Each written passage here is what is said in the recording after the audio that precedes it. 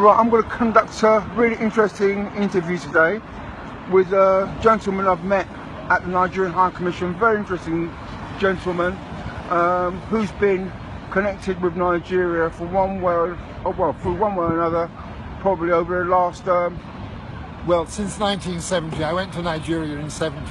Okay, if you please like to just give me a bit of insight that you gave me earlier on with regard to Nigeria and the whole politics and the issues that we're having today. It'd be really interesting to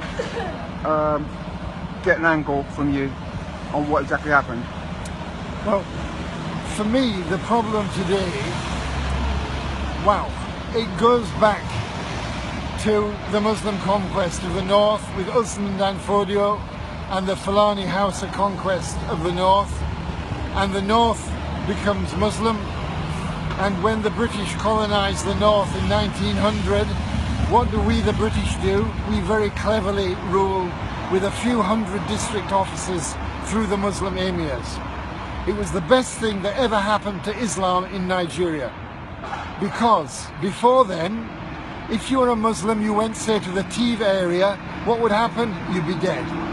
Under the British, you could go as a Muslim trader and you could live and you could spread your message of Islam. So the British enabled Islam to spread in Nigeria, and the British stopped the spread of Christianity because Lugard kept missionaries out of the north.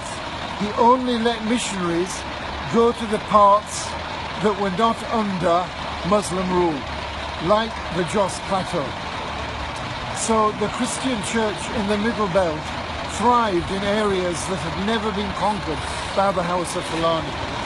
Why are there huge areas of the north of Nigeria depopulated today? The answer is jihad. Because those who weren't enslaved by the House of Fulani or conquered by the House of Fulani, they either died by the sword or they fled to the hills, like the plateau, like the Gwoza Hills in Bornu. And in those hills, when I was there in the 1970s, there were no Muslims, none whatsoever. The people followed African traditional religion and were becoming Christians, because down on the plain it was the Muslim Kanuri, and they're the ones that slave raided. So what's going on today in the Middle Belt? It's nothing to do with herdsmen and farmers. It's nothing to do with Muslim herdsmen, nomadic Fulani and settled Christian farmers. No, and it's certainly nothing to do with climate change driving out the Fulani. This is quite simply jihad.